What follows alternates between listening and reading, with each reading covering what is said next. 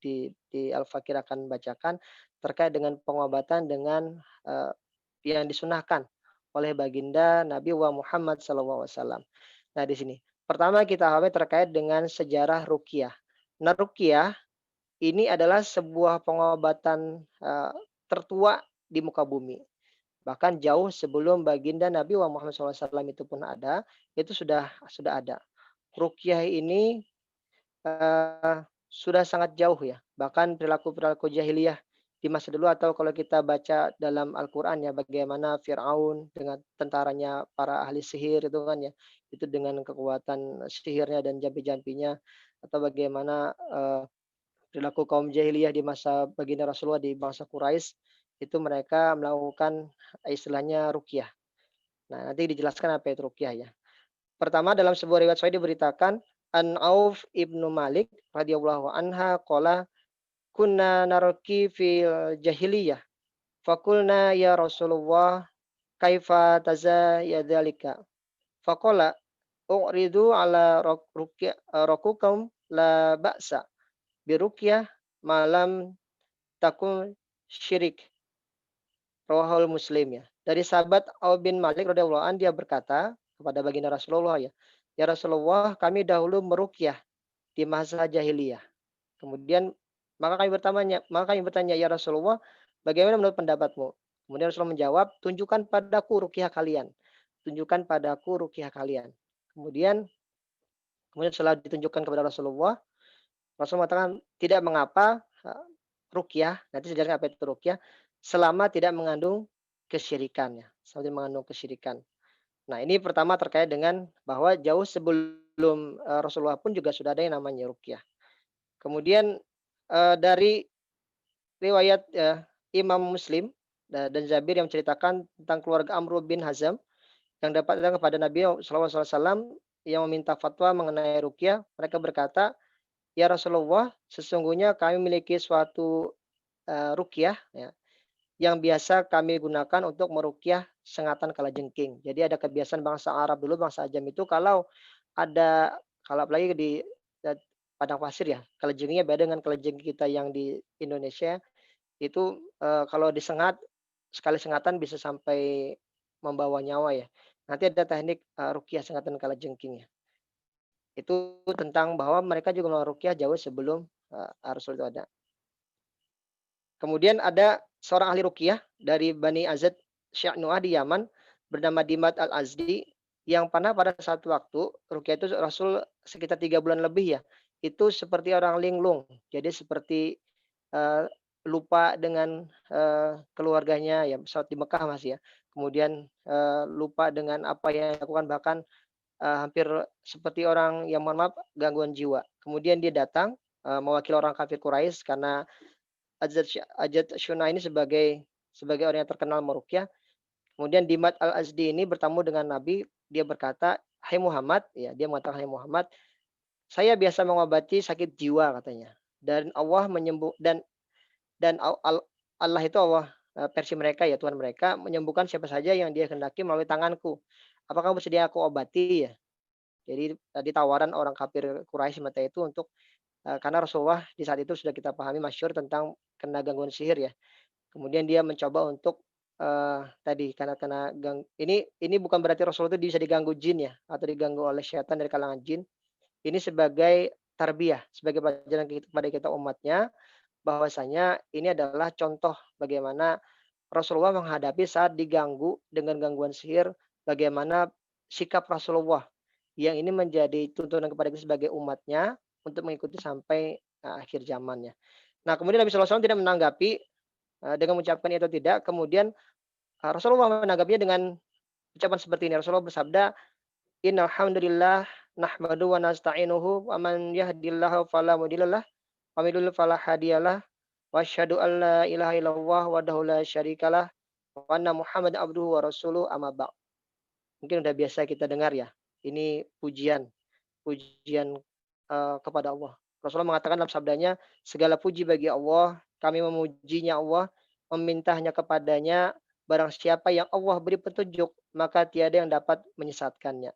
Dan barang siapa yang Allah sesatkan, maka tidak ada yang dapat memberinya petunjuk." Kami bersaksi bahwa tidak ada Tuhan yang berhak disembah selain Allah, yang tidak ada sekutu baginya, dan kami bersaksi bahwa sesungguhnya Muhammad adalah hambanya Allah, amma ba'. Nah, eee, hati Dimat Al-Ajdi ini tergetar ya. Jadi, tergetar. Kemudian dia minta kembali mengulang. Rasulullah mengulang sampai 3 kali ulangan. Kemudian apa yang dia katakan, ucapan dari Dimat ini, dia berakhir ucap, "Sesungguh setelah mendengar ucapan berbagai macam dukun," katanya, ucapan tukang sihir dan penyair. Ya di masa jahiliyah itu kan banyak penyair-penyair yang terkenal ya. Apalagi kalau biasa setiap tahun ada namanya pasar ukas, bagi yang, ikut pasar ukas ya, itu ada memang di sana pusat, kegiatan-kegiatan, tampilan-tampilan orang-orang ajam di waktu itu. Jadi selain ada kegiatan, musim haji, ada juga pasar ukas di pinggiran Ka'bah itu.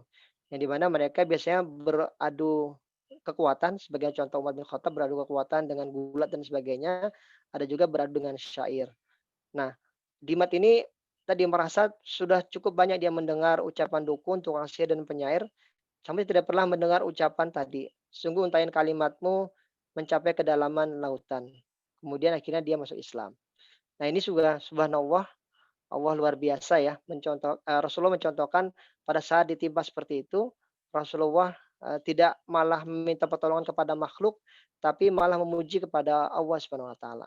Nah, ini menjadi sarana tarbiyah kepada kita bahwa setiap kita diberikan gangguan oleh Allah yang lain, baik dari kalangan bangsa jin ataupun juga setan dari bangsa jin atau setan dari kalangan manusia, kita bukan malah, berkeluh kesah, tapi malah memohon kepada Allah SWT, yang akhirnya setelah itu dalam riwayat yang lain, eee eee, Rasulullah ya dengan bantuan malaikat Jibril, diruqyah, setelah itu ada, ketemu buhulnya ya di dalam sumur. Anehnya seperti itu. Nah, inilah kemudian akhirnya dari sana kan kita mengetahui bahwa ruqyah ini jauh ada sebelum sebelum, baginda Nabi Muhammad SAW itu ada. Nah, akhirnya kita bertanya, apa itu ruqyah kan ya? Apa sih ruqyah itu? Apa bedanya dengan, eee, yang lain tuh ya, jampi-jampi atau apa gitu kan ya? Dalam istilah bahasa, ruqyah ini adalah al-usdah atau ruqa, yang maknanya adalah jampi-jampi atau mantra. Nah, jadi itu. Ruqyah itu sebenarnya jampi-jampi, mantra. Jadi kalau ada orang meruqyah yang dia mohon maaf tidak terdengar bacaannya, nah jadi jampi-jampi ini terdengar ya, terdengar suaranya. Jadi kalau ada gitu mohon maaf, tidak terdengar, tidak jelas lafalnya apa, ucapannya apa, maka ini bukan ruqyah namanya, seperti itu. Jadi kalau mohon maaf kita datang ke mana gitu ya, kemudian dikatakan ini ruqyah, syar'iyah atau ruqyah apapun namanya, ternyata tidak melafalkan jampi-jampinya atau mantranya yang dijelaskan ya, artinya tidak terdengar apa kalimat yang jelas, maka ini bukan dikatakan ruqyah, seperti itu. Bahkan malah khawatirnya ghalabatuz persangkanya malah ini malah menjadi celah yang lain, menggunakan yang lain. Nah, ini yang diinikan. Nah, itu ya. Dalam istilah, ini menurut bahasa ya, dalam istilah, ruqyah itu ada beberapa penjelasan ulama. Dari Imam Ibnu Katsir rahimahullah menjelaskan, ruqyah dalam kitabnya An-Nihayah, ruqyah adalah suatu mantra yang dibacakan kepada orang yang sakit, sakit apapun ya, yang diucapkan ya, dan diusapkan kepada bagian yang sakit. Jadi itu. Jadi, ruqyah itu, eee, sentuhan ya juga menggunakan, jadi dilakukan dilakukan misalkan mohon maaf disentuh kepalanya kalau yang sakit kepala, atau mungkin di perutnya kalau yang sakit ke perutnya gitu, atau dipegang lehernya, dibacakan. Kalau ruqyah syar'iyyah dibacakan ayat Al-Qur'an, kalau ruqyah yang lain mungkin wallahu a'lam bacanya yang lain ya. Nah seperti itu. Karena itu adalah yang dibacakan. Kemudian mohon maaf bagaimana dengan kalau yang tadi semahram ya, kalau yang bukan mahram tidak boleh menyentuh, walaupun menggunakan sarung tangan misalkan atau mungkin tidak boleh. Kalaupun dibolehkan hanya menggunakan alat, alat yang tidak misalkan pakai kayu kayu panjang gitu ya, atau mungkin apa, pulpen atau yang tidak menyentuh langsung. Ataupun kalau bisa dihindari. Cukup misalkan agak yang jelas pada saat bacaan ayat ruqyah yang dibaca, didengar, dilafalkan terdengar jelas itu sudah cukup. Kemudian ditiupkan, ditiupkan ke arah yang, sakit. Kalau kita dengan yang bukan mahram, nanti ada ketentuan sendiri tentang tata cara meruqyah kalau yang bukan mahram. Kemudian juga selain dari Imam Ibnu Mansur rahimahullah, dia mengatakan ruqyah adalah mantra yang baik ya. Kemudian dari, Syekhul Islam Ibnu Taimiyah, Ada yang mengatakan bahwa beliau mengatakan bahwa ruqyah maknanya adalah bacaan perlindungan, kemudian, al-istirqa meminta ruqyah, dan ruqyah adalah bagian dari doa. Nah, tentang doa ini, ya tentang doa ini perlu dipahami ya, pada dipahami bahwa ruqyah itu bacaan, doa itu permintaan gitu ya, seperti itu. Jadi mohon dipahami bahwa bacaan-bacaan nanti ada bacaan-bacaan ruqyah syariah seperti itu, doa itu permintaannya. Jadi itu konteksnya berbeda ya, berbeda. Jadi, harus pada tempatnya ya, kita memposisikan seperti itu. Karena tadi istilahnya ada orang yang mengatakan tadi dengan, eee, dia misal contoh seperti ini, mohon maaf, ada orang yang kehilangan barang gitu ya, orang kehilangan barang sepeda motor misalkan, kemudian dia datang kepada peruqyah, kemudian minta doakan, didoakan oleh peruqyahnya gitu, kemudian dapat barangnya. Nah itu bukan dari ruqyahnya, bukan bukan seperti itu. Atau ada istilahnya di sini ada di Mas itu ada namanya meruqyah langit ya, Mas Jeli ya. Meruqyah langit itu adalah, eee, si peruqyah, ini bukan ruqyah syariah ya, itu diminta untuk berdoa, kemudian langit yang harusnya hujan tidak jadi hujan. Padahal itu bukan ruqyah namanya, itu doa, doa yang diinikan. Nah, termasuk juga mohon maaf kalau pian bisa lihat ada tayangan di televisi mungkin dengan pengobatan dengan cara doa, nah itu namanya dengan doa. Apakah dikatakan ruqyah syariah nanti perlu ditabayun, perlu diklarifikasi lebih jauh. Tapi kalau misalnya ternyata ada hal yang lain yang melanggar secara kaidah syariah, maka bukan ruqyah syariah namanya, tapi yang lainnya. Seperti itu, wallahu a'lam bishawab. Nah, makanya di sini yang perlu kita lihat ya, perlu kita lihat, perlunya ruqyah itu adalah bagian dari doa, cuman doa itu belum selamanya itu ruqyah. Jadi ruqyah itu adalah doa, karena juga nanti bisa dibacakan ya, Allahumma rabban nas adhibil ba'sa ishfi anta syafi la shifaa illa shifaa'uka shifaa la yughadiru saqaman. Jadi kita mendoakan, "Ya Allah Tuhan manusia, sembuhkanlah ya Allah." Ya misalnya kita mau meruqyah ya, kesembuhan kepada, si fulan ini ya, kesembuhan tidak sembuh dari Engkau ya Allah, kesembuhan yang tidak sakit lagi ya Allah. Nah itu doa. Nah tapi tidak semua doa itu ruqyah, ya tadi. Doa kan bisa dengan cara lirih ya, doa dengan cara waktu-waktu tertentu, itu doa. Jadi supaya memosisikannya itu tepat. Karena tadi gini, pengalaman al-fakir sering kejadian itu datang ke tempat kami atau menghubungi kami saat kehilangan barang, kemudian minta doakan dengan doa ruqyah supaya barangnya ketemu gitu ya. Nah, itu bukan ruqyah namanya, tapi itu doa itu ya. Atau juga penjelasan dari guru kami ya, dari para DPP Arsy ini Arsy Ruqyah Syariah Indonesia, ini yang resmi ya, yang, para peruqyah syariah berkumpul di sana, itu menyampaikan bahwa kalau meruqyah itu adalah langsung, ketemu langsung, baik itu ruqyah mandiri atau ruqyah berhadapan atau mungkin ruqyah massal, tapi bertemu langsung antara peruqyah dengan yang diruqyah. Adapun kalau ruqyah menggunakan telepon atau video call, itu bukan ruqyah namanya, itu adalah terapi pengobatan Al-Qur'an.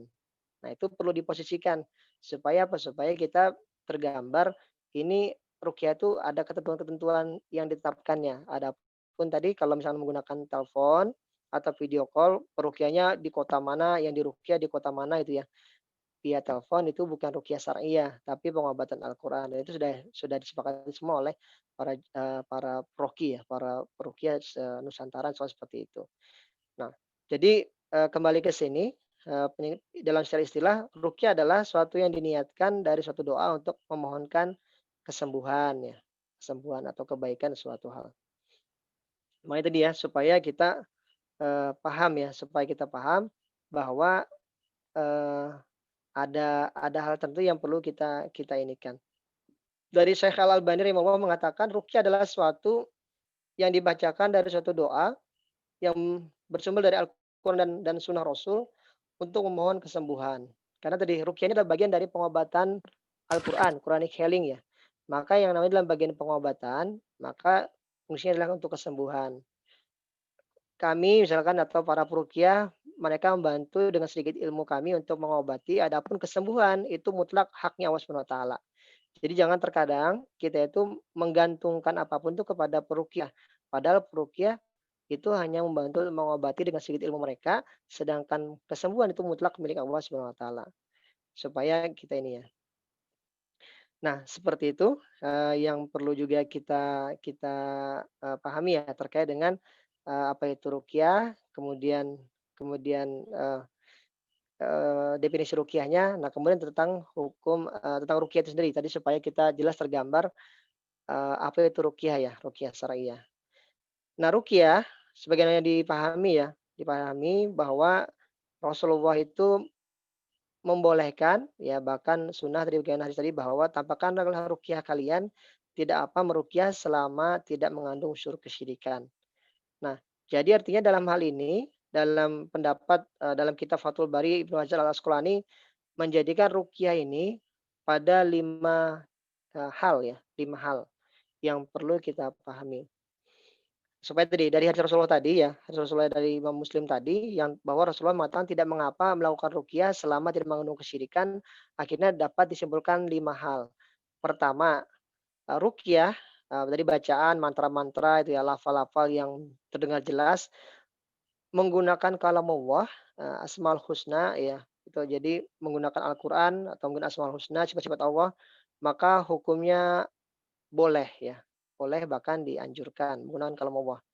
Kemudian ruqyah yang menggunakan, dari hadis Rasulullah, doa-doa dan zikir yang masyhur dari Rasulullah, ada istilahnya zikir al-masyhurat ya, zikir pagi petang yang dilakukan Rasulullah, atau juga zikir setiap ba'da sholat subuh atau ba'da sholat maghrib, itu juga dituntut oleh Rasulullah ya, yang hadisnya sahih ya, maka hukumnya boleh ya, dan dianjurkan ya. Kan karena kalau saat kita ada istilah dari Rasulullah itu dia mengatakan barang siapa membaca ya zikir ini setiap habis sholat subuh ya, dan juga setiap habis sholat maghrib, 100 kali itu ya, ada hadisnya seperti itu, maka akan didatangkan 1000 kebaikan dan dihilangkan 1000 keburukan ya. La ilaha wahdahu la syarikalah, lahul mulku wa lahul hamdu wa huwa ala kulli syai'in qadir. Biasanya itu kita bacakan setiap habis sholat, eee, fardu maghrib atau ba'da subuh. La ilaha illallah wahdahu la syarikalah, lahul mulku wa lahul hamdu wa huwa ala kulli syai'in qadir. Dan itu juga ada di zikir al-masyhurat ya, yang zikir pagi petang. Kalau biasa baca insyaallah juga paham maknanya di situ, ada keutamaan di situ ya. Nah itu boleh, jadi boleh menggunakan doa-doa atau zikir-zikir yang dicontohkan dari Rasulullah dengan hadis yang sahih. Kemudian, yang ketiga, ruqyah menggunakan doa-doa yang, tidak ada dalam contoh Rasulullah, tapi tidak menyelisihi dan juga mungkin menggunakan bukan, bahasa Arab itu ya. Itu dibolehkan ya, dibolehkan, cuman memang tidak terlalu tidak diupayakan tidak terlalu banyak. Contoh misalkan, "Ya Allah sembuhkanlah ya Allah," itu boleh. Ya, sembuhkanlah si fulan ya, itu boleh. Ya Allah, hilangkanlah penyakitnya ya Allah dengan izin Engkau ya Allah. Nah itu boleh. Jadi saat kita melakukan, terapi itu misalkan maka dibolehkan. Kalau misalkan kita lagi sakit, misalkan sakit perut ya, saat kita sakit perut kita, dengan menggunakan izin Allah kita baca minimal Al-Fatihah saja berulang-ulang sambil ucap, "Ya Allah," gitu, "sembuhkanlah sakit perut hamba ya Allah," maka itu dibolehkan. Jadi boleh selama tidak melanggar ya, melanggar yang sudah, eee, melanggar tadi, melanggar yang melanggar dalam artian menyalahi Al-Quran dan As-Sunnah. Nah yang keempat, ruqyah menggunakan bahasa-bahasa yang tidak dimahami maknanya, hukumnya haram dan harus dijauhi. Itu tadi misalkan lafal-lafal yang tidak jelas, ada istilahnya mantra-mantra ya simsalabim, abrakadabra itu ya contohnya mohon maaf, atau mungkin gitu ya, tidak ada kejelasan-kejelasan apa itu maknanya, terkadang juga lafalnya tidak pas, tidak jelas tuh ya, itu tidak boleh. Bahkan termasuk mohon maaf kalau misalkan kita pun juga membeli benda-benda yang di sana ada tulisan-tulisan Arab cuma kita tidak paham maknanya, maka sebaiknya dihindari. Karena terkadang ada istilah talbis iblis dalam kitabnya talbis iblis itu menjelaskan dalam beberapa khot kaligrafi itu ada yang, contoh mohon maaf ya, ada kadang-kadang itu yang, ada gambar seperti gambar singa itu atau ada gambar seperti apa itu ya.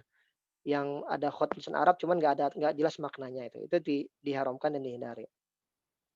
Kemudian yang kelima, ruqyah menggunakan nama-nama selain nama Allah, hukumnya haram ya. Jadi jelas kalau tidak menggunakan nama Allah maka hukumnya haram.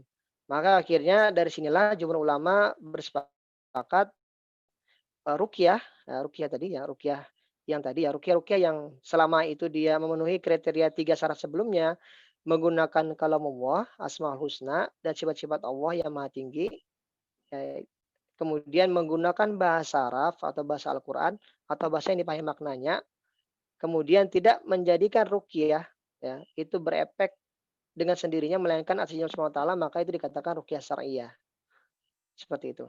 Tapi kalau misalkan sebaliknya tidak menggunakan kalam Allah, menggunakan nama-nama selain Allah, menggunakan bahasa-bahasa yang tidak jelas, termasuk sampai sang peruqyahnya atau yang mengobatinya mengatakan bahwa dia bisa menjamin kesembuhan, maka itu bukan ruqyah syar'iyyah, malah ruqyah syirkiyah, ya ruqyah syirkiyah. Nah, ini yang harus kita hindari, ruqyah seperti ini ya. Karena, eee, semua itu ya, hal yang tadi mengandung kebaikan itu adalah ruqyah syar'iyyah, tidak ada kesyirikan di dalamnya. Adapun kalau ruqyah syirkiyah, itu tadi, ruqyahnya atau bacaan-bacaannya, lafal-lafalnya tidak menggunakan asma Allah, tidak ada sifat-sifat Allah dan doa-doa dari sebagian Rasulullah, terkadang tidak menggunakan bahasa Arab atau kalau bahasa Arab juga tidak jelas secara makna lafal seperti apa, dan terkadang mereka bisa menjaminnya. Kalau kalau dalam dunia ruqyah syariah, kita harus pahami bahwa kami hanya membantu untuk mengobati, adapun kesembuhan mutlak milik Allah Subhanahu wa taala. Efek ruqyah itu tidak akan, berjalan dengan sendirinya melainkan dengan izin Allah Subhanahu wa taala. Nah, seperti inilah yang perlu kita kita pahami bersama ya. Makanya perlu kita memahami saat kita Allah berikan ujian dengan sakit, dengan musibah dan sebagainya, ya kita, istri kita, suami kita, orang-orang anak-anak kita ya, atau kerabat kita, kalau kita yang tertimpa musibah sakit ya, selain dengan ada tuntunan tentang ruqyah, mandiri, kemudian juga diperbolehkan kita memahami tentang bagaimana, ruqyah ya, ruqyah syariah yang seharusnya, supaya tidak terjerumus pada hal yang melanggar. Nah, itu yang harus kita pahami, ruqyah syariah menggunakan kalamullah, asma-asma Allah, doanya doa-doa baginda Rasulullah yang masyhur, kemudian menggunakan bahasa Arab, bahasa Al-Quran atau bahasa yang mudah dipahami lainnya, serta meyakini kita meruqyah meyakini bahwa tidak akan berefek dengan sendirinya melainkan dengan izin Allah Subhanahu wa taala. Nah, inilah tentang, ruqyah syariah. Adapun ruqyah syirkiyah itu, sebaliknya ya, sebaliknya seperti itu. Nah, sedikit nanti sebelum sesi tanya jawab, Al-Fakir ingin me menyebutkan ya, mudah-mudahan kalau ini salah mohon dikoreksi karena ini juga di-live kan ya, direkam, silahkan dikoreksi karena Al-Fakir juga baca literatur tertentu ya. Ada beberapa ciri-ciri ruqyah syirkiyah. Jadi kalau pernah kita melakukannya seperti ini atau kita pernah datang ke tempat tertentu, ya yang ternyata ada ciri-ciri seperti ini, maka ini kategorinya syirkiyah. Ruqyah syirkiyah itu ruqyah yang mengarah kepada kesyirikan, yang bukan kesembuhan yang harus datang, tapi malah murkanya Allah Subhanahu wa taala. Ada beberapa ciri ya, ada beberapa ciri, izinkan ulun membacakan sedikit, nanti baru kita sesi tanya jawab kalau ada yang mau bertanya ya. Beberapa ciri-ciri ruqyah syariah, pertama, rokinya atau roki itu, eee, ruqyahnya ya, mengaku bisa melihat jin yang ada pada pasien. Nah, itu ruqyah syirkiyah. Jadi kalau pian mohon maaf datang ke satu tempat yang mengatakan ada jin itu bongkau, atau saat mungkin pian di ke itu ya, tiba-tiba ada yang mengatakan ada yang ikut kamu di belakang gitu ya, ada jin yang mengikut kamu atau ada jin di pohon itu atau di rumah itu, maka ini syirkiyah ya, syirkiyah. Karena sejatinya seorang roki yang dia itu kuat akidahnya, terjaga ibadahnya dan menyerahkan semua kepada Allah Subhanahu wa taala tidak bisa melihat bangsa jin. Kalau dia mengaku bisa melihat jin maka syirkiyah. Ini ulun bacakan ya, ini bukan dari ulun nih, ini ada referensi yang ulun bacakan ya. Kemudian, ciri yang kedua adalah melakukan praktek penerawangan di terawang ya. Jadi, tadi misalnya contohnya kehilangan kendaraan atau kehilangan benda berharga, datang ke tempat tertentu, kemudian dicari, air tuh ya, di terawang, di air tersebut, oh posisinya di sini ya, atau cari di sini, itu namanya syirkiyah, penerawangan ya. Atau disuruh disuruh tutup mata, kemudian disuruh mohon maaf masuk ke alam bawah sadar tuh ya, ada istilah pengobatan seperti ya, alam bawah sadar kemudian diterawang, dikeluarkan dikeluarkan sisi-sisi yang membuat dia apa gitu ya, itu, mohon maaf, dihindari ya, itu syirkiyah. Kemudian ada yang ketiga adalah, syirkiyah menangkap jin ke dalam botol ya. Terkadang kalau ditemukan ada praktek seperti itu. Saat ada yang kesurupan, ada yang mengobati, membantu, jinnya ditangkap, cari botol ya. Botol masukkan dalam botol kosong, ditutup ya. Dikunci jinnya dalam botol ya. Nah, ambil jinnya di tubuhnya, di tangannya, di kepalanya, di mana, masukkan dalam botol. Ini tidak dibenarkan. Ini, mohon maaf, termasuk syirkiyah. Itu kalau ada ya, itu termasuk syirkiyah. Kemudian menanyakan nama pasien dan nama ibunya. Kalau kita mendoakan biasanya untuk supaya jalur ke nasab itu ke bapak.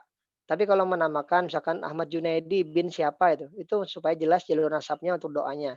Tapi kalau menanyakan nama ibu, ini relatif indikasinya ke syirkiyah. Karena banyak seperti itu.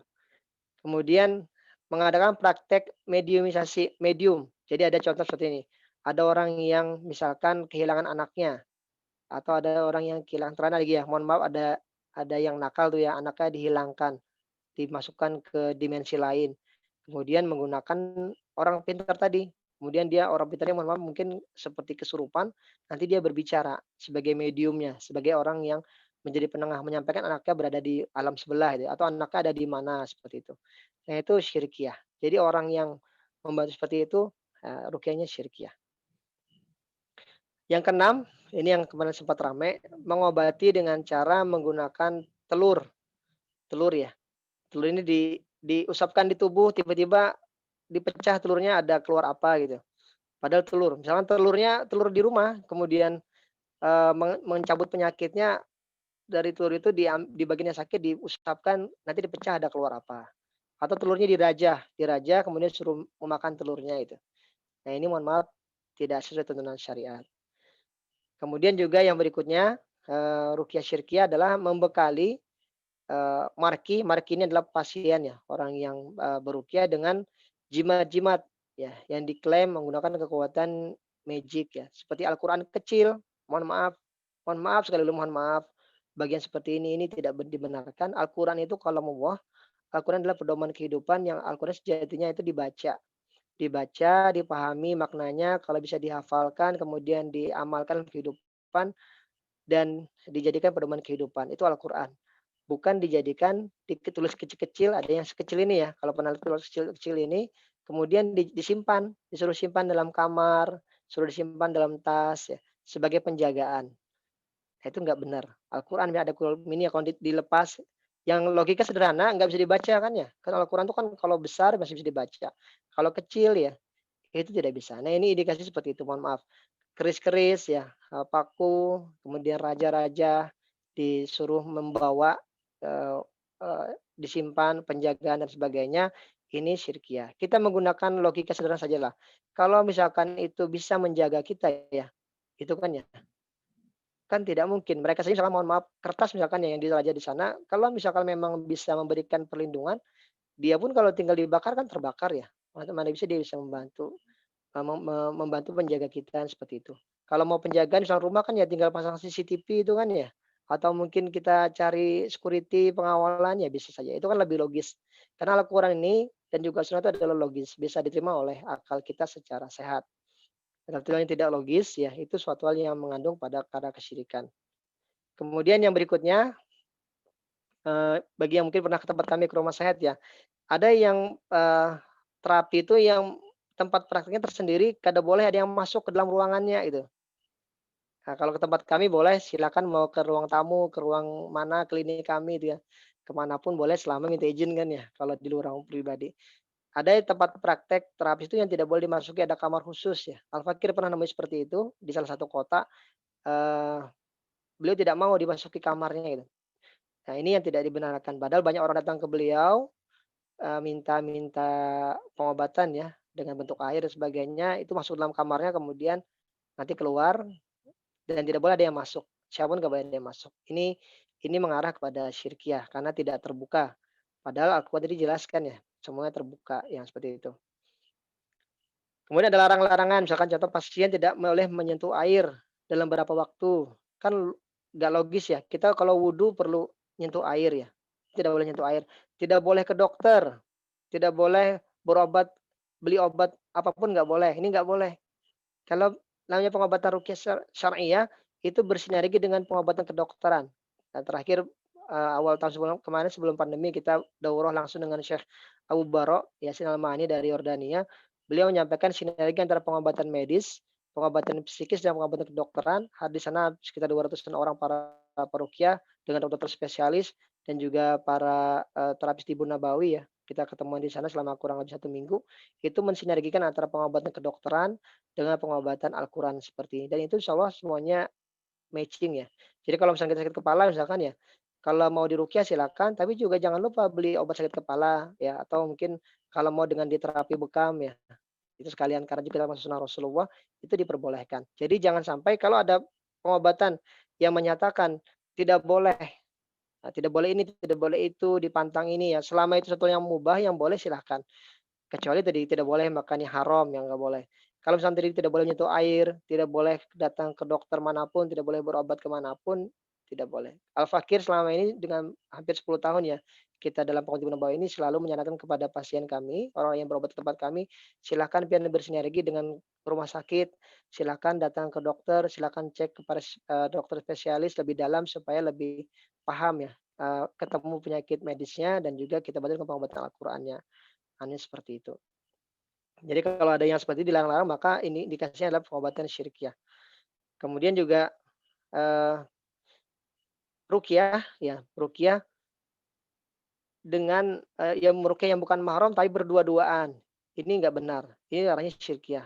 Kalau Al-Fakir dan juga teman-temannya kenal dengan kami, kalau meruqyah bukan mahram pasti ada mahramnya, suaminya, orang tuanya ya, yang mahramnya ya. Kalau dia meruqyah dengan wanita bukan mahram bahkan juga terkadang itu bisa sampai tadi kalau terjadi yang tidak diinginkan kan ya, itu sudah jadi fitnah dan sebagainya. Kalau meruqyahnya berdua apalagi kalau mohon maaf sampai kalau berobat terkadang itu ada perempuan ya, terkadang naudzubillah min dzalik, karena mungkin lama jodohnya akhirnya dengan syarat dari yang menterapinya dimandikan ya, dimandikan di rumah sang, terapis ya, sang mengobati. Mau mandi ya dimandikan walaupun di sana ada istri istri yang memandikan, itu nggak boleh juga, karena otomatis sudah melanggar namanya dalam aturan syariat yang dilarang ya, karena sudah terbuka auratnya, akhirnya juga melanggar yang dilarang. Itu yang tidak dibenarkan dalam dalam tentuan, itu arahnya pada syirkiyah, seperti itu. Kemudian, tadi sampai yang lain ya, banyak memindahkan penyakit ke hewan ya, itu bisa kemudian menebak belum tahu pasiennya belum bicara langsung ditebak, penyakitnya ini gitu. Kamu dari sini. Nah itu ada indikasi ada khodamnya, sang, peruqyahnya. Kemudian juga meramal nasib ya, dan lain-lain dan lain-lain. Banyak hal yang terkait dengan ruqyah syirkiyah, harapannya Allah dengan pertemuan kali ini, dengan kajian yang ringkas ini, Al-Fakir harapkan kita semua paham di mana ranah-ranah yang kita dibolehkan dalam pengobatan. Kita boleh berobat ke medis, ke dokter, ke rumah sakit, ke tempat-tempat kesehatan, kemudian juga berobat, beli obat ya, obat kimia, obat apotik silakan atau belikan herbal dengan terapi pengobatan Rasul, cuman hindari pengobatan-pengobatan yang mengarah kepada syirkiyah, dilarang oleh Allah SWT dan juga baginda Rasulullah SAW. Baik demikian dari kami, nanti insyaallah, biasanya nanti ada yang menarik itu terkait dengan layastarkun, tidak minta dirubah. Cuma nanti insyaallah kita akan bahas pada pertemuan berikutnya supaya lebih dalam, lebih detail penjelasan yang hadis tentang 70.000 golongan masuk surga tanpa hisab. Baik, demikian dari ulun, mohon maaf kalau salah hilap, saya ada sekitar waktu 15 menit ya kurang lebih, kembalikan kepada moderator, Akhina Ahmad Junaidi, kalau ada yang mau bertanya, mau sharing, atau memberikan tanggapan dipersilakan. Kembalikan kepada moderator. Terima kasih. Assalamualaikum warahmatullahi wabarakatuh.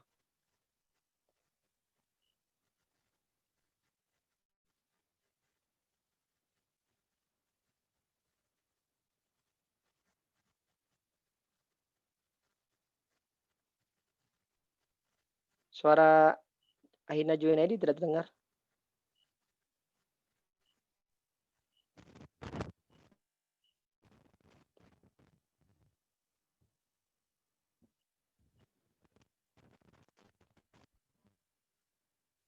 Suaranya dengar jelas nggak? Ya, nggak apa-apa, matikan videonya kalau memang ini mengganggu di video. Oke. Ya, jazakallah khair untuk materinya Ustadz yang telah disampaikan kepada kita semua pada malam hari ini. Sedikit turun ringkas karena ada beberapa yang baru bergabung juga tadi. Jadi tadi Ustaz tadi menyampaikan dimulai dari ini ya, sejarah tentang ruqyah. Ternyata ruqyah syariah itu sudah ada sejak sebelum zaman Nabi Muhammad ya. Salah satunya di zaman Firaun misalnya ya. Kemudian juga jelaskan tadi tentang ruqyah menurut bahasa dan istilah, dan ada beberapa hal lain terkait dengan misalnya apa itu ruqyah syariah, kemudian apa itu ruqyah syirkiyah. Nah, ternyata ruqyah itu tidak hanya ruqyah syariah tadi, ada juga ruqyah syirkiyah yang kemudian dijelaskan oleh beliau. Baik untuk kemudian mengefektifkan waktu, untuk lebih menariknya ya, kajian kita walaupun masih perdana, mungkin Ulu sebagai moderator mempersilahkan kepada para peserta, ya, ustadz-ustadz, guru-guru, dan ikhwan-ikhwan sekalian, ataupun akhwat yang ingin bertanya, bisa kemudian menghidupkan mikrofonnya, atau mungkin menulis di chat kolom komentar, ditanyakan langsung kepada Ustadz. Oke, ya, yang ingin kemudian bertanya, kami persilahkan.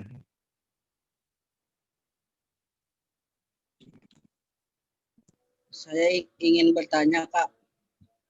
Nggih, silahkan. Sirajuddin ya. Nggih, Kak. Ya, silakan langsung bertanya pada Ustadz. Kenalkan nama. Assalamualaikum warahmatullahi wabarakatuh, Ustadz. Waalaikumsalam. Waalaikumsalam. Nama saya Sirajuddin Kamir, mahasiswa dari Istikaz Darul Azhar, Ustadz. Jadi Ya. tadi banyak sekali pemaparan mengenai ruqyah seperti itu, Ustadz. Jadi saya ingin bertanya nih, Ustadz. Waktu dulu saya pernah mempelajari bahwasannya kita itu tidak boleh meminta ruqyah, Ustadz. Ada hadis yang mengatakan bahwasannya kita itu tidak boleh meminta ruqyah kepada seseorang, kecuali ada seseorang yang mengatakan bahwasannya ini ada gangguan seperti itu. Kemudian diruqyah oleh seseorang, baru boleh kita meruqyahnya, Ustaz. Tapi ketika kita meminta untuk meruqyah, itu sebetulnya katanya dikatakan di dalam hadis itu tidak boleh, Ustaz. Itu bagaimana, Ustaz, ya, untuk komentar mengenai hadis tersebut, Ustaz? Terima kasih, Ustaz. Baik, terima kasih. Oke.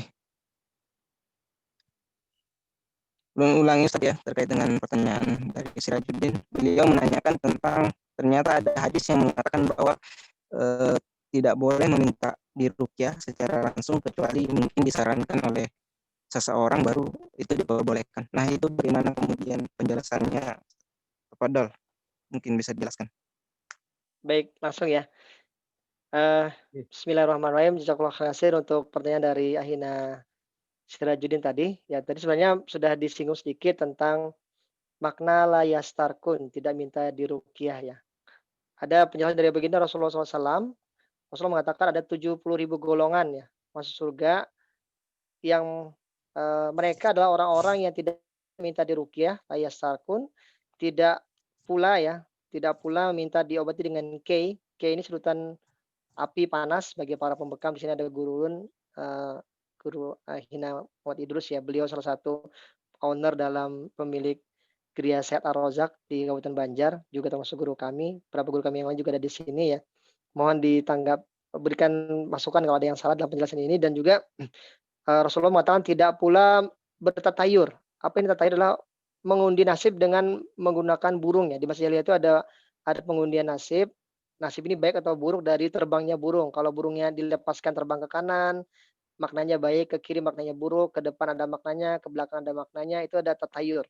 Itu mereka adalah orang-orang yang tidak minta itu la yastarkun, tidak minta diruqyah, tidak berobat dengan pengobatan kei, dan juga tidak bertatayur, tidak mengandung nasibnya dengan menggunakan media burung atau media sejenisnya, dan mereka adalah orang-orang yang bertawakal pada Tuhannya ya. Nah, makna ini secara khusus dalam bukunya Syekh Dr. Isa bin Abdullah Al-Asadi menjelaskan hadis di atas bahwa ruqyah yang dimaksud adalah ruqyah syirkiyah. Ruqyah syirkiyah. Yang tadi ulun jelaskan sebelumnya ya. datang ke tempat pengobatan, apapun namanya, di sana mungkin ada istilahnya dalam bahasa kami itu adalah istilahnya usun ya. Usun ini ustadz dukun, ada kikun, kiai dukun ya, atau uun, mohon maaf ulama dukun ya.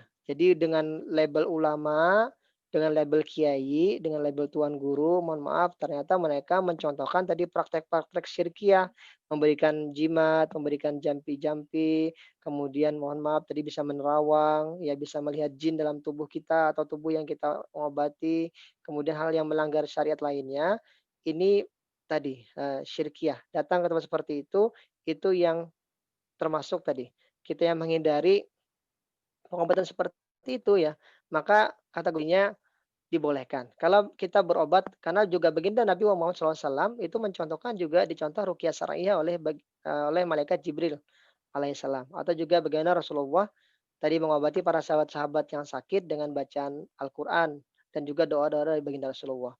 Ada beberapa referensi sejarah yang membuktikan seperti itu, ada juga hadis riwayat dari Rasulullah. Jadi ruqyah yang dilakukan dengan cara-cara yang syirik. Nah, kemudian juga Syekh Shalih Al Fauzan dalam lafaz tentang la yastarqun ini ya, la yastarqun ini bahwa menyatakan makna kalimat la yastarqun tidak minta diruqyah tadi ya. Orang yang minta ruqyah terdapat kecenderungan di dalam hatinya kepada peruqyah sampai terangkat penyakit pada dirinya. Ini adalah pelarangan yang dimaksud pada kalimat la yastarqun. Karena kebanyakan manusia terlalu bersandarkan hati kepada peruqyah, melebihi kebergantungannya pada pengobatan atau, pengobatan medis ya, atau pengobatan yang sesuai syariat lainnya, dan juga kepada Allah Subhanahu wa taala. Itu yang terjadi ya, dalam masalah Arab jahiliyah yang tadi dijelaskan Syekh Shalih Al Fauzan ini, memang seperti itu keadaannya. Jadi orang-orang Arab jahiliyah dulu, saat dia berobat itu menggantungkan harapannya itu kepada yang mengobati. Maka tadi Al-Fakir bilang sejak awal, kita itu datang kepada peruqyah, kepada orang soleh atau kepada manapun, ke dokter atau kepada tabib atau kepada siapapun yang mengobati itu dalam rangka pengobatan. Karena ini adalah bagian dalam rangka ikhtiar untuk memperoleh kesembuhan. Adapun kesembuhan ini mutlak milik Allah Subhanahu wa taala, bukan datang dari sang peruqyah atau bukan dari dokter atau bukan datang dari tabib atau datang dari siapa yang kita datangi ya. Nah inilah, jadi makna layas terkon tadi ya, tidak minta diruqyah ini adalah ada dua. Pertama, ya, tidak minta, tidak datang ya ke tempat-tempat ruqyah yang tadi ada berapa sudah Al-Fakir jelaskan kan ya, ciri-ciri ruqyah syar'iyyah syirkiyah seperti itu. Nah, kedua adalah kalaupun kita datang ke peruqyah syar'iyyah, tidak menggantungkan kesembuhan itu hanya kepada sang peruqyah ya. Itu penting, maka sering kalau kami ya, kawan-kawan yang mungkin juga kenal dengan kami atau juga teman-teman yang berinteraksi dengan rumah sehat kami, itu sering kami sampaikan, "Bapak, Ibu, sesungguhnya sakit dari Allah Subhanahu wa taala, maka Allah juga yang menyembuhkan. Adapun ikhtiar kita dalam berobat di sini adalah dalam rangka ikhtiar, segala kesembuhan itu adalah milik Allah Subhanahu wa taala, kami cuma membantu mengobati dengan sedikit ilmu yang kami miliki." Nah, ini yang dibenarkan secara syariat. Nah, kalau kita misalkan tadi ya, tidak berobat dengan cara yang syirik dan juga tidak menggantungkan, pengobatan itu kepada yang mengobati, maka itu dibolehkan. Ini makna la yastarqun, tidak minta diruqyah, tadi seperti itu. Ini untuk yang diruqyah ya. Bagaimana dengan peruqyah? Nah, jadi misalkan gini, kita tiba-tiba ada yang sakit, kemudian kita bisa sedikit kemampuan membacakan Al-Qur'an ataupun mungkin banyak ya. Prinsipnya adalah buat buat kami, kata guru kami almarhum ya, eee, Ustadz Firdan Ahmad, rahimahullah, beliau adalah almarhum termasuk guru guru kami. Beliau adalah founder Quranic Healing International. Beliau wafat beberapa waktu yang lalu. Beliau nyampaikan siapapun kata beliau, setiap muslim laki-laki maupun perempuan yang dia itu ibadahnya bagus, taat ibadahnya, dia dekat sama taala dan dia bisa membaca Al-Qur'an itu bisa menjadi peruqyah kata beliau. Nah, jadi warna layar ini untuk yang datang ke peruqyah. Adapun kita yang mampu membacakan Al-Qur'an ya dengan kemampuan kita dan keyakinan kita Allah yang mengobati dan menyembuhkan, kita membantu Allah yang menyembuhkannya, maka itu boleh. Jadi makna layar ini kepada yang pasiennya. Adapun kita yang membantu mengobati dibolehkan. Karena tadi niatnya membantu mengobati, adapun kesembuhan hanya milik Allah Subhanahu wa taala. Nah, seperti ini kepada Hina Sirajuddin, wallahu a'lam bishawab, kalau ada salah hilaf kembalikan ke moderator. Terima kasih. Oke, alhamdulillah sudah ditanggapi ya terkait dengan pertanyaan dari Sirot tadi. Ulun tanyakan kembali kepada Sirot, bagaimana, apakah cukup jelas atau masih ada yang ingin kemudian ditambahkan? Baik, terima kasih Ustaz atas penjelasan Ustaz, sangat jelas sekali Ustaz. Terima kasih Ustaz. Mungkin cukup Kak Nggih, untuk alhamdulillah. Nggih, sudah cukup jelas ya. Nanti kalau mau diskusi lebih lanjut bisa jalan-jalan ke tempat Ustadz ya. Nggih, Nggih. enggak siap. Sebelum ke penanya lain, ini ulun mau bacakan pertanyaan di kolom komentar Ustaz. Ya. Nggih, Assalamualaikum Ustaz. Assalamualaikum warahmatullahi wabarakatuh. Ulun hendak betakun, apakah anak yang hiperaktif atau autis itu bisa diobati dengan ruqyah syariah? Kemudian masih penanya yang sama ya. Pertanyaan beliau yang kedua adalah, selain air, minyak zaitun, apa saja benda atau makanan atau minuman yang boleh diruqyah sesuai sunnah Nabi? Gih, itu pertanyaannya. Baik, jazakillah khairin kasir kepada Ummahat yang bertanya ya di kolom chat ini terkait dengan anak hiperaktif ya, autis ataupun anak eh, berkebutuhan khusus lainnya. Ada sahabat kami ya, Ustadz Taufik, yang beliau mungkin salah sebagian kita kenal dengan beliau, itu yang fokus memang mendalami bidang terkait dengan ABK, anak berkebutuhan khusus khusus ya, baik itu autis, hiperaktif dan sebagainya, dan beliau juga punya istri dokter spesialis anak di Tanah Bumbu ini, dokter senior ya. Dan itu udah luar biasa dan banyak fakta membuktikan dalam ranah ruqyah syariah anak-anak yang seperti ini ya hiperaktif, ya autis itu insya Allah bisa disembuhkan, diobati dengan izin Allah Subhanahu wa taala. Dan Al-Fakir juga bukan mengalami, pernah menterapi beberapa anak seperti ini ya, yang biasanya memang dalam pengalaman kami kondisi anak seperti ini biasanya memang berkaitan erat dengan masa lalu orang tuanya. Ingat bahwa sejatinya anak-anak ya yang belum balik, apapun yang terjadi dengan kondisi mereka itu akan berkaitan erat dengan kondisi orang tuanya. Makanya Al-Fakir rekomendasikan untuk membaca terkait dengan buku karangan guru kami Syekh Muhammad Nadif Khalyani tentang konsep lalat dan sampah ya. Itu membahas terkait bagaimana terkait dengan kondisi anak seperti ini. Sejatinya anak-anak yang berkebutuhan khusus atau hiperaktif ataupun autis dan sebagainya, atau mungkin anak yang susah diberitahu ya, anak-anak yang melawan orang tuanya, kemudian juga biasanya juga sering emosian dan sebagainya, ini bisa ada hubungan dengan masa lalu orang tuanya, baik bapaknya atau ibunya.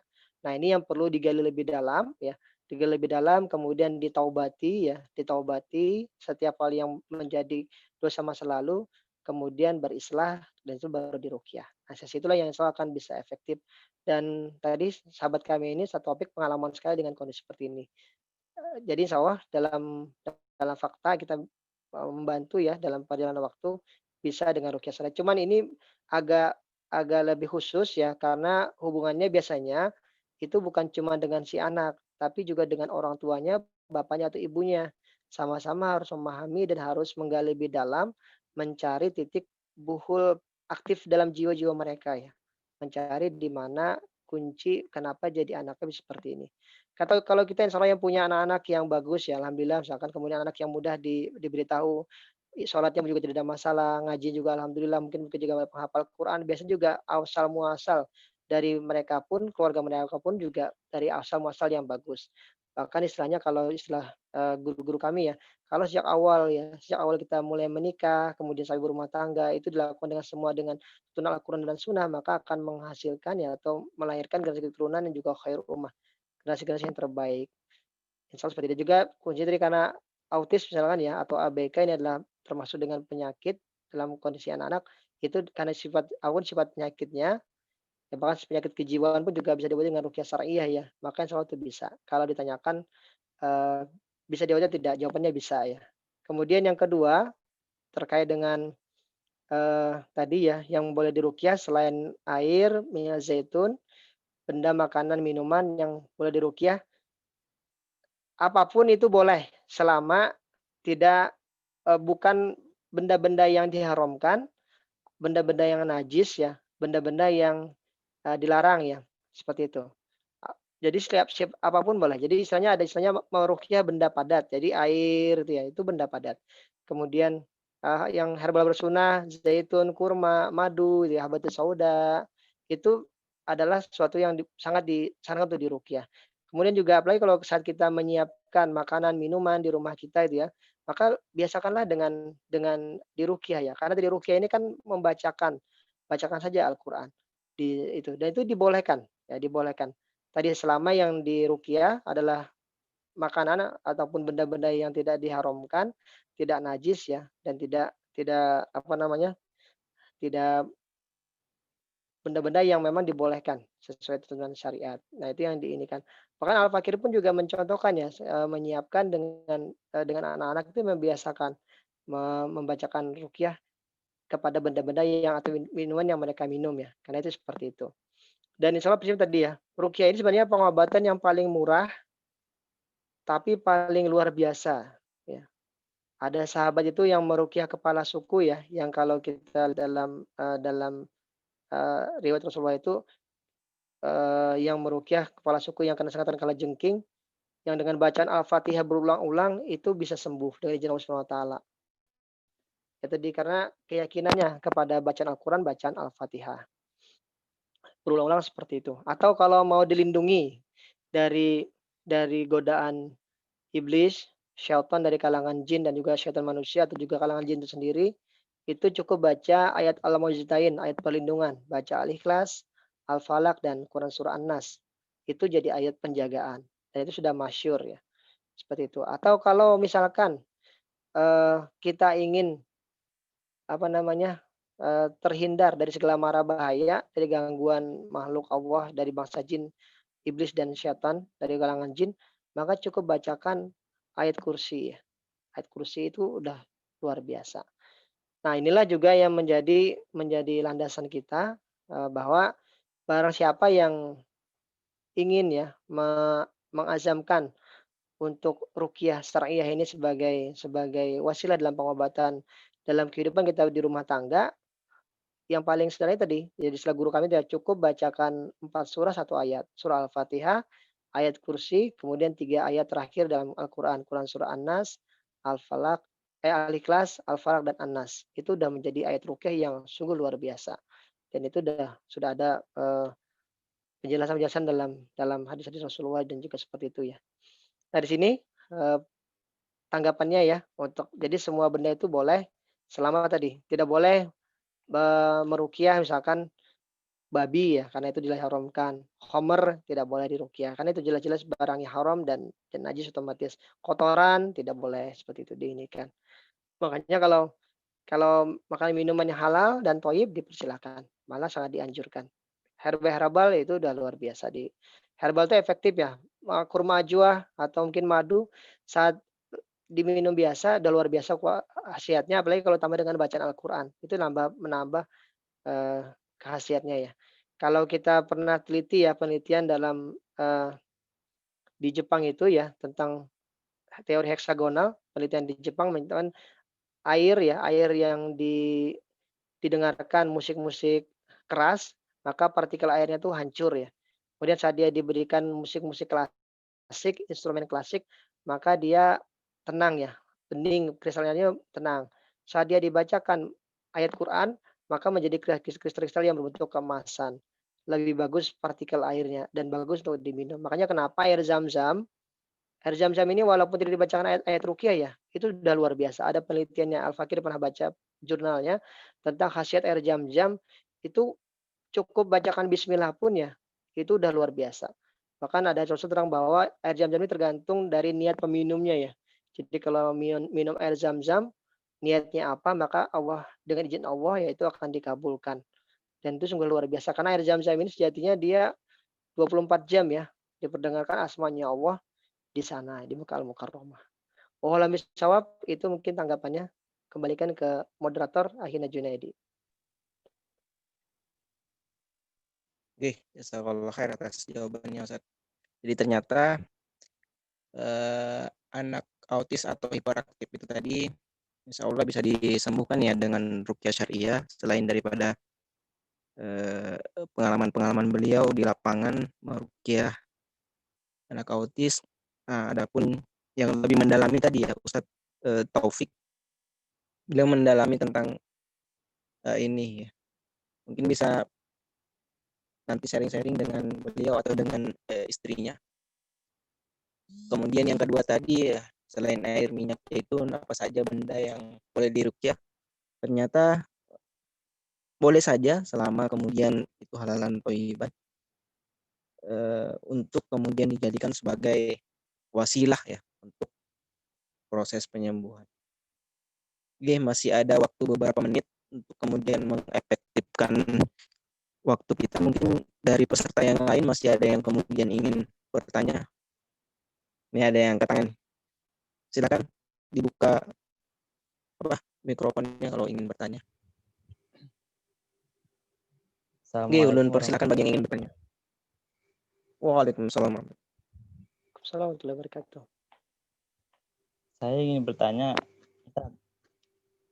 bagaimana cara kita menanggapi kehilangan uang atau barang secara gaib, misalnya dari tuyul atau babi ngepet misalnya. Terima kasih, itu aja. Assalamualaikum. Assalamualaikum warahmatullahi wabarakatuh. Waalaikumsalam. Oke, Ron, pertanyaannya. Ulun ulangi pertanyaannya. Bagaimana kita menyikapi atau menanggapi terkait dengan tiba-tiba kita kehilangan benda, entah itu diambil oleh siapa ya. Yang lebih spesifik tadi disebutkan diambil oleh makhluk gaib. Itu bagaimana penjelasannya? Padahal. Baik, jazakallah khairan untuk pertanyaan dari saudara kami Eko Budiono tadi ya. Terkait dengan yang seperti itu, saat kita memiliki benda-benda yang berharga, uang, perhiasan dan sebagainya yang tiba-tiba hilang, yang ghalabatuzonnya, persangkanya adalah diambil oleh bangsa jin ya, jin yang nakal ya dari kalangan mereka yang itu menggunakan perantaraan mereka, maka bagaimana yang dilakukan pertama adalah kita berhusnuzon dengan Allah Subhanahu wa taala ya. Bisa jadi harta-harta ini adalah harta-harta yang bukan harta milik kita yang hanya lewat lewat tangan kita sesaat ya. Maka ada istilah yang menyatakan itu harta itu taruhnya di tangan bukan di hati. Jadi kalau misalkan hilang ya udah seperti itu. Kalau di hati kan malah akan kepikiran terus-menerus ya. Hanya kan seperti itu. Kemudian juga kalau memang seperti itu kita harus pahami ya. Ini adalah ritual-ritual perdukunan. Ritual perdukunan yang memang itu sering terjadi. Di Nusantara ini sudah sangat sering terjadi. Bahkan Al-Fakir sering pernah melihat sendiri di salah satu pasar ya, yang itu memang ada cara ada cara melakukan agar kiranya uang pedagang itu saat nanti dia sebagai kembalian, nanti entah kenapa sorenya balik kembali uangnya itu di tempat mereka itu. Dan itu udah suatu hal yang lumrah dalam ilmu perdukunan. Memang ada bangsa yang jin yang nakal yang seperti itu. Nah, pertama yang harus kita lakukan adalah bahwa kita kita pahami ini suatu hal yang syirik, suatu hal yang melanggar. Kemudian juga kita jangan malah langsung berinisiatif untuk mencari cara atau mencari tempat untuk bisa membalasnya itu, jangan. Ya jangan ya. Tadi berurusan dengan Allah Subhanahu wa taala tidak akan terjadi suatu hal apapun terhadap kita, terhadap keluarga kita kalau tanpa izin Allah Subhanahu wa taala. Seperti itu. Nah, bagaimana cara pencegahannya? Ya pertama kita benar-benar ya mendapatkan harta itu dari cara yang halal ya. Insya Allah kalau itu cara itu halal maka biasanya tidak akan hilang ya. Kan itu harta dari yang memang kita sesuai dengan sesuai dengan yang kita sudah dapatkan dengan cara yang halal ya. Kemudian kita, pastikan ya benda tempat kita menyimpan misalnya kita nyimpannya di dompet ya, atau di tas atau tempat tertentu, biasakan dibacakan ta'awudz di sana ya. Ta'awudz ini udah luar biasa, "A'udzubillahi minasyaitonirrajim."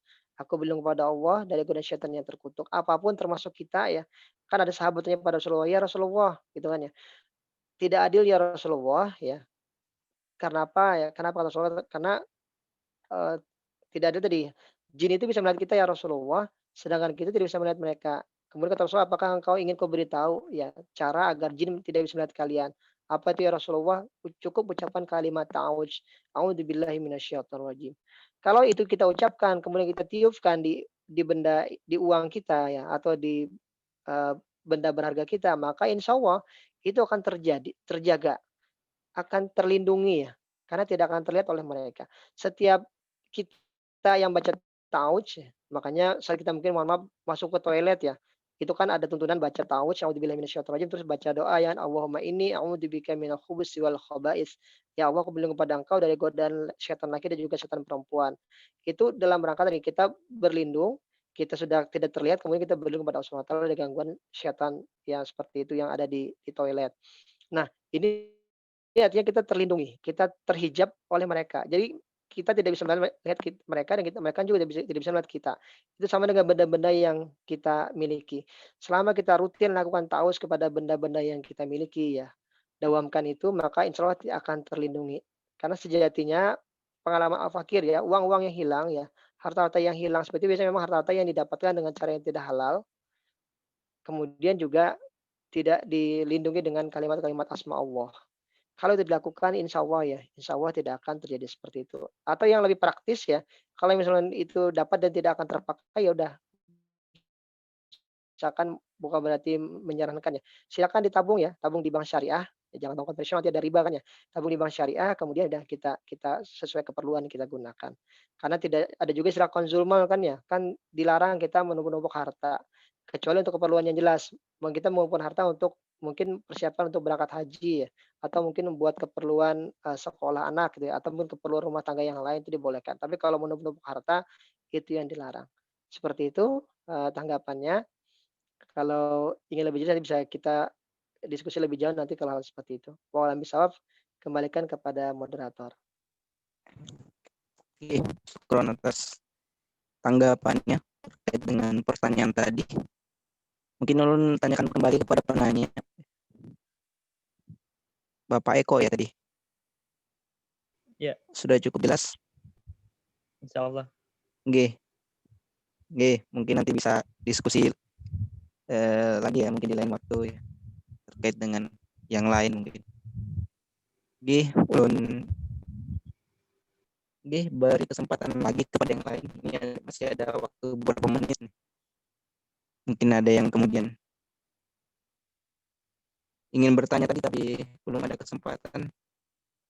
Ulun buka sesi pertanyaan lagi.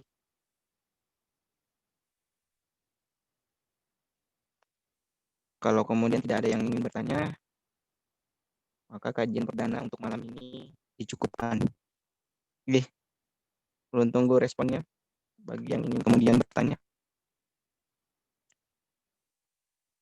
Assalamualaikum warahmatullahi wabarakatuh. Waalaikumsalam warahmatullahi wabarakatuh. Waalaikumsalam. Masya Allah, selamat pagi. Perkenalkan nama. Mau Saya mau bertanya bertanya, silakan. Oke, nama saya Asdar ya. Saya mau bertanya Ustaz terkait masalah sukma sama ruh.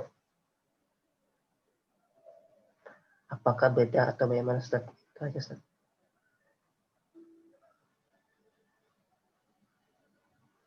Baik. Pertanyaannya tadi antara ini ya, terkait dengan sukmah dan ruh ya Ustaz. Enggak. Apakah sama, beda atau bagaimana Ustaz? Karena di media itu lagi viral terkait masalah sukma dan ruh. Oke. Makasih Ustaz. Ulun langsung serahkan ya kepada pemateri Ustaz tadi untuk menjelaskan terkait dengan dua hal itu tadi. Kepada Ustaz, mohon penjelasan. Baik. Ini mungkin pertanyaan terakhir ya karena udah waktu insyaallah. Saya klarifikasi untuk pertanyaan dari Akhin Asdar tadi ya. Pertanyaan tentang perbedaan antara sukma dan ruh. Sebenarnya ini tidak ada dalam artian pembahasan tentang pengobatan ruqyah syar'iyyah tidak ada berhubungan terkait dengan pertanyaannya. Cuma Al-Fakir ingin coba jelaskan, menanggapi saja. Mohon kalau nanti ada kesalahan tolong diklarifikasi. Sebagai mafhum Al-Fakir ya terkait dengan sukma atau ruh ini memang ada pemahaman yang berbeda ya, berbeda. Kalau Al-Fakir memahami terkait dengan ruh hidroksilabilah dan sirul hayat itu ada suatu hal yang perlu kita pahami. Setiap manusia memang sejatinya itu punya ruh, ruh kehidupan yang memang itu membuat dia seperti ini, seperti kita sekarang bisa bergerak, beraktivitas ya. Ruh kehidupan ini yang sirul hayat ini ya ruh kehidupan ini yang memang membuat kita bisa sampai sekarang masih bisa bernapas dan sebagainya. Nah, adapun terkait dengan idrosillah ya ruh tadi ya juga harus memiliki kedekatan dengan Al-Khaliq, Tuhannya ya Allah Subhanahu wa taala. Kita harus memahami bukan kita hidup ini hanya dalam artian tidak hanya sekedar hidup kemudian meninggal kemudian hilang ya. Karena ada kewajiban lain sebagai hamba Allah ya. Sebagian dalam Quran surah Al-Jad di mana Allah mengatakan wa ma khalaqtul jinna wal insana illa liya'budun. Allah ciptakan jin ya dan juga manusia illa liya'budun daripada Allah Subhanahu wa taala. Nah, ini yang harus kita juga pahami dalam makna ruh tadi ya. Untuk kita juga dekat dengan Allah Subhanahu wa taala.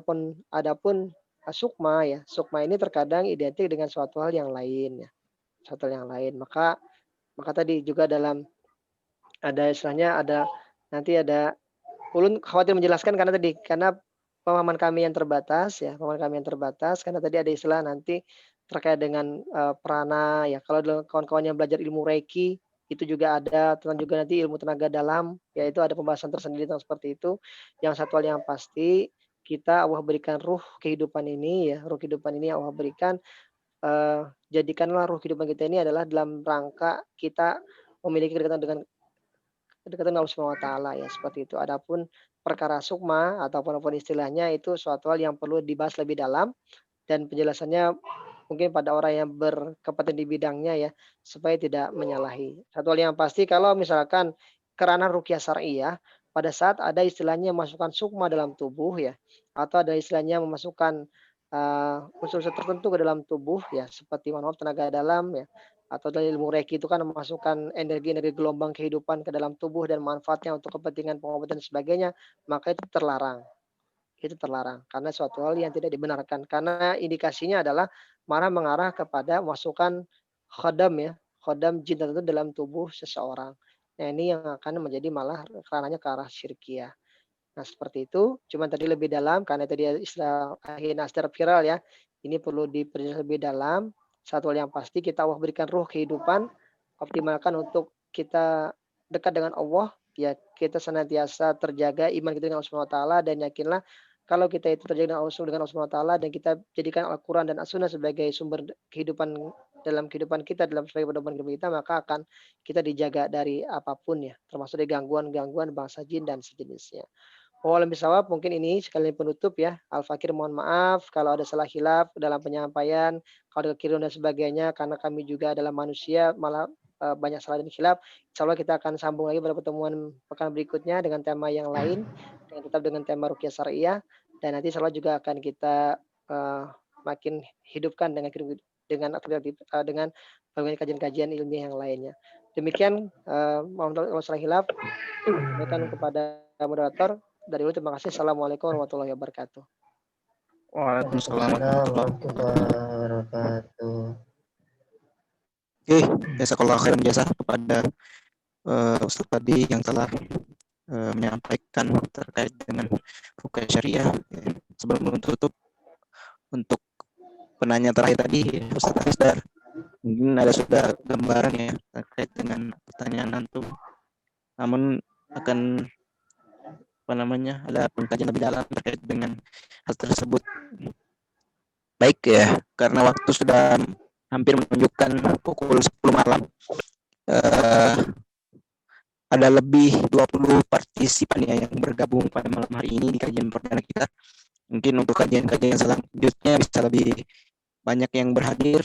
Jadi untuk peserta yang sudah berhadir pada malam hari ini mungkin bisa diinformasikan kepada yang lain untuk kemudian juga bisa bergabung kepada kita di pekan-pekan berikutnya. Baik, karena waktunya sudah selesai, Ulun sebagai moderator mohon maaf apabila dalam memimpin jalannya diskusi, banyak melakukan salah dan hilaf. Sekali lagi mohon dimaafkan. Baik, kita tutup dengan membaca istighfar 3 kali. Astagfirullahaladzim, astagfirullahaladzim, astagfirullahaladzim. Doa gebaratul majlis. Subhanakallahumma wa bihamdika. Asyhadu an la ilaha illa anta astaghfiruka wa atubu ilaik. Assalamualaikum warahmatullahi wabarakatuh.